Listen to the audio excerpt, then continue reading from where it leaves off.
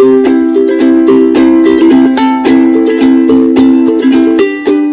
Bu, jadi pertanyaan selanjutnya mungkin ya, karena sudah menjelaskan sedikit terkait dengan AMDI, apa sih AMDI itu sebenarnya? Ya, baik.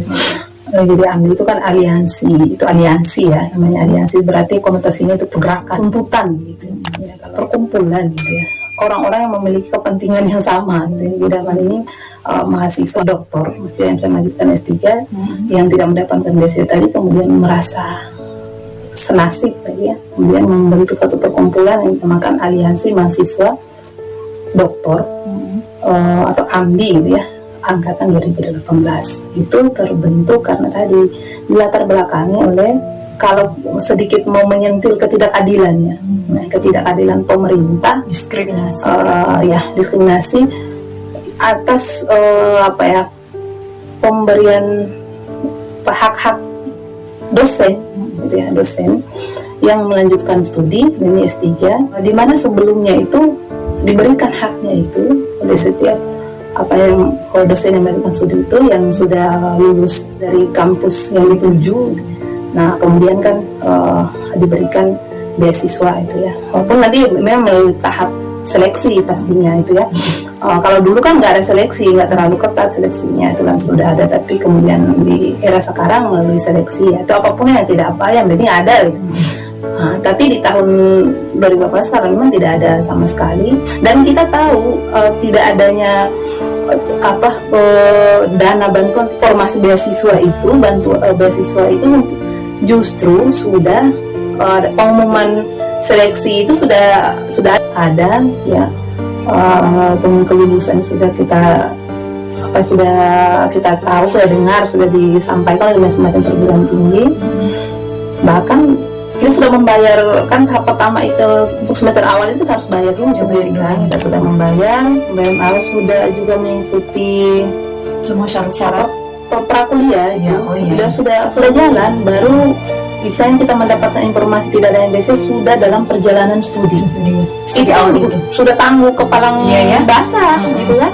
Sudah kena untuk tes itu juga kan kita dari luar daerah, biaya transportasi sana itu kan pribadi semua. Kemudian ada yang sudah mau membayar kontrakan awal, itu berarti sudah memang itu. Jadi kalau mau mundur itu udah kepalang tangguh, kita jalan bismillah lah. Nah makanya kemudian ternyata tidak, kita harus bagaimana, kita kumpul sama teman-teman gimana ini kita harus ke depannya. Nah akhirnya kita berkumpul untuk berjuang bersama lah gitu. Kita harus menuntut hak kita gitu. Tapi itu tadi kita harus punya wadah gitu ya, kita untuk berkumpul kita harus punya wadah. Makanya melakukan pergerakan gitu ya. Langkah pertama waktu itu karena penggagasnya ini kita dari Universitas Pendidikan Indonesia di Bandung. Jadi kita kemudian saat itu kita mulai berpikir gimana sih langkah awal gitu ya, kita melakukan gerakan ini gitu. Artinya untuk supaya kita diakomodir tuntutan kita, keinginan kita itu apa yang kita lakukan. Nah kita mulai menyurat gitu ya, kita membuat konsep-konsep surat, kita menyurat ke beberapa instansi di DPR RI waktu itu, kemudian juga di Kementerian Keuangan, di BUMN sendiri ya, waktu itu masih Kemenristek Dikti ya. Nah, kita sudah mulai menyurat ke instansi-instansi tersebut. Nah jadi sudah berbagai macam upaya lah ya. Awal-awal itu kita kemudian juga kita audiensi, kita berdiskusi dengan beberapa anggota dewan itu dari fraksi PKS, Ibu Ledi Hanifah, kemudian dari PKB juga, dari Golkar, kita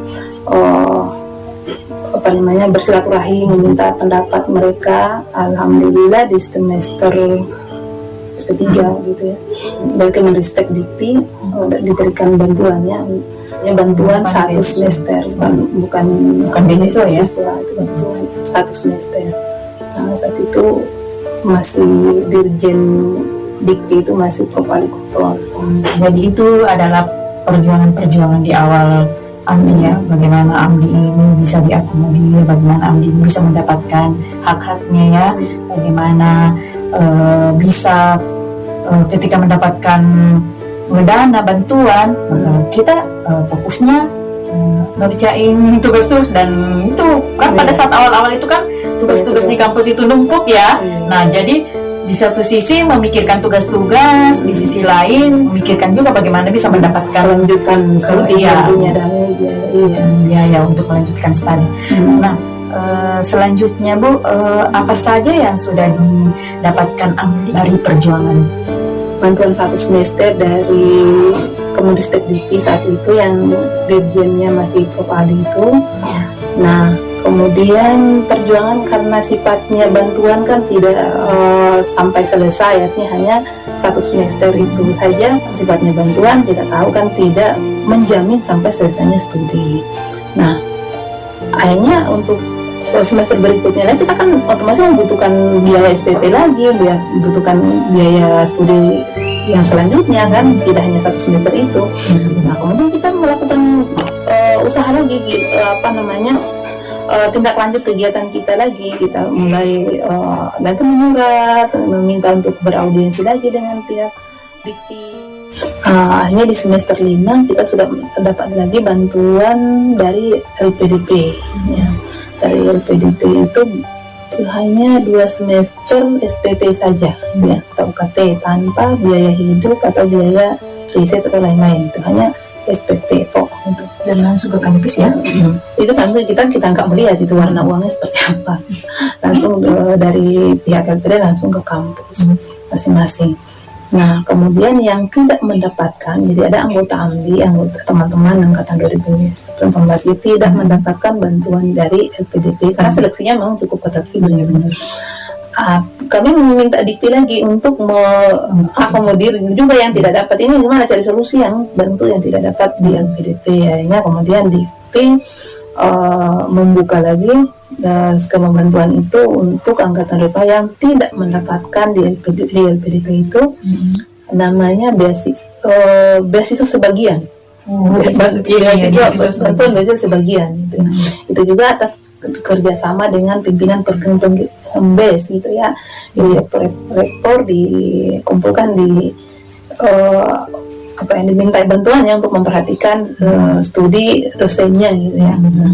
Hanya didapatkan bantuan itu gitu. Nah sudah sampai di situ semester 5 ya, jadi dari LPDP 2 semester. Kemudian dari Dikti juga 2 semester, tapi dari Dikti plus dengan biaya hidup. Jadi sebenarnya di sini juga ada kecemburuan sosial pastinya, karena yang tidak mendapatkan di LPDP hanya mendapatkan bantuan 2 semester SPP saja. Nah kemudian Dikti mengupayakan bagi yang tidak mendapatkan di LPDP dengan namanya tadi bantuan studi sebagian gitu ya. Nah itu ada SPP-nya juga ada biaya hidup. Jadi ada 3 kelompok, ada yang mendapatkan dari LPDP, ada yang mendapat di Dikti yang sebagian itu, dan ada yang tidak mendapatkan sama sekali. Nah ini yang menjadi beban Amdi sebenarnya ya, karena yang belum mendapatkan haknya ini artinya kita sudah punya komitmen yang sama untuk berjuang bersama mendapatkan hak kita gitu untuk melanjutkan studi, pada akhirnya terbagi seperti itu tadi akhirnya. Nah ini juga masih menjadi beban Amdi sekarang gitu. Itu tadi ya, jadi perjuangan Amdi ya, jadi apa yang sudah didapatkan Amdi juga ya. Jadi alhamdulillah sih sudah ada juga yang didapatkan, tapi walaupun tidak full ya, seperti bantuan atau beasiswa Budi, BPPDN, PDT. Nah selanjutnya Ibu, ini kan sudah tahun keempat ya? Iya, studi kita 2018, sudah tahun keempat 2021 ya. Nah apakah Amdi masih mau berjuang, memperjuangkan hak-haknya, ataukah sekarang sudah mau fokus pada penyelesaian studi? Ya, jadi ya ini menjadi apa ya, seiring, jadi kita untuk selesainya studi membutuhkan biaya gitu ya. Nah otomatis kita harus mengupayakan untuk mendapatkan jaminan untuk keselesaiannya studi itu gitu ya. Karena untuk menyelesaikan studi ini syaratnya juga harus ada publikasi kan. Publikasi itu kita tahu kan bukan 1-2 juta, itu 8 mendekati 10 atau bahkan lebih dari 10 juta yang meminta publikasi harus di Q1, yang minimal Q2, Q3. Kalau yang Q4 nggak ada lagi ya, Q3 minimal ya, ada di kampus lain juga malah Q1. Itu kan bukan biaya yang sedikit, belum juga untuk turun ke lapangan dengan biaya riset ya itu. Jadi untuk mau fokus selesai tetapi butuh dana, otomatis kita sembari ya, di samping fokus untuk menyelesaikan studi, kita masih tetap juga melanjutkan perjuangan untuk mendapatkan bantuan ini. Mudah-mudahan, dan ini sudah kita lakukan ya beberapa minggu yang lalu. Jadi kita sudah ke Dikti lagi, sudah menyampaikan permasalahan kita ini, artinya bahwa kita belum selesai gitu ya, kita masih membutuhkan bantuan bagi itu yang sudah dilakukan. Dan semoga saja pemerintah memperhatikan, artinya kalau tidak sampai selesai, kasihan juga ya, bantuan sudah diberikan, boleh jadi teman-teman tidak, kan ada yang tidak mau, selain ada yang mau cuti, tapi ada juga yang menyatakan menyerah gitu, tidak pasrah dengan keadaannya. Jadi sangat-sangat memprihatinkan, karena dia sudah di penghujung, sudah mau hampir selesai, terkendala biaya yang cukup besar, karena di akhir ini membutuhkan lebih besar lagi. Itu dia, harusnya kan sekarang ini bantuannya itu harus lebih banyak, karena di akhir studi itu dana lebih banyak itu kan di akhir gitu. Banyak sidang tertutup itu semua yang dana kita butuhkan. Jadi memang butuhkan dana benar-benar ya. Jadi itu dilema juga ya Bu ya sebenarnya, karena ya mau diapa lagi, kita berjuang sembari berdoa, Faiza samta patawakal Allah, artinya kita berusaha dan bertawakal insyaallah ya. Dan ya semoga saja ke depannya para penentu kebijakan Allah melembutkan hatinya, supaya dia melirik kita, memberikan paling tidak ada bantuan penelitian lah ya, penelitian supaya kita bisa bagaimana mengelola itu, dan publikasi juga ya, itu sangat dibutuhkan. Nah selanjutnya Ibu, apakah AMDI ini hanya sekedar atau hanya sampai perjuangannya itu pada tahap studi saja, atau seperti apa AMDI ke depannya? Jadi kita sudah merencanakan untuk menindaklanjuti semangat ya, ruh perjuangan AMDI ini kita akan transformasikan ya sampai ke mendapatkan legitimasinya, mendapatkan legalitas, dalam arti menjadi organisasi yang paten yang diakui oleh negara. Karena ke depan ya kita sebagai akademisi membutuhkan wadah untuk baik untuk berkolaborasi secara keilmuan ya. Juga kita membutuhkan informasi atau sarana untuk untuk publikasi untuk kualitas juga, SDM itu kita, dan itu harus ada wadah gitu. Makanya kita ingin AMDI itu kemudian dipatenkan ya.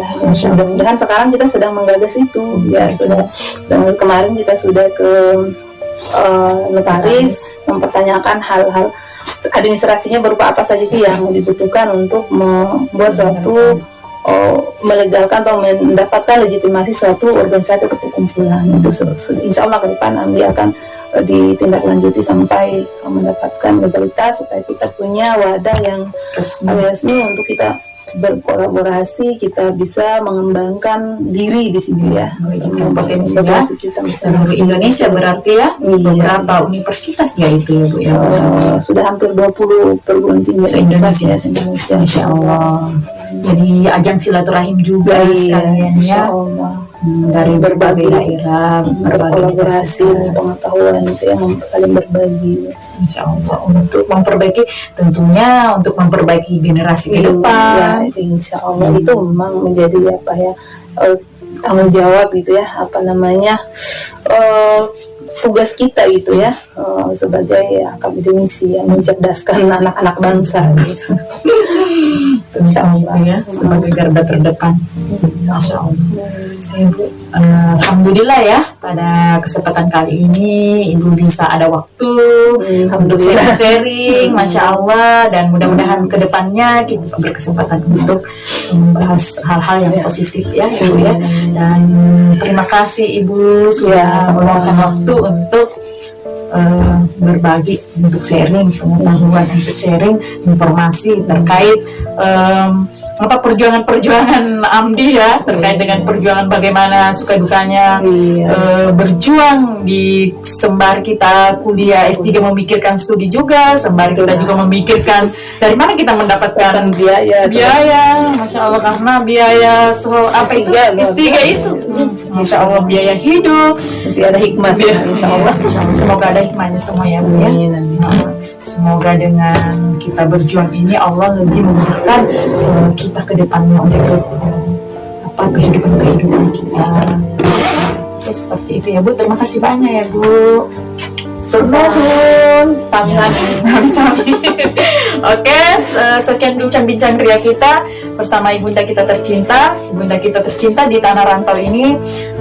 Semoga bermanfaat, semoga kita bisa mengambil ibrah, mengambil hikmah di setiap suka duka atau dinamika perjuangan, bagaimana sih sebenarnya perjuangan seorang untuk mencapai ke titik dokter itu ya. Mari kita akhiri dengan ucapan alhamdulillahirabbil alamin. Assalamualaikum warahmatullahi wabarakatuh.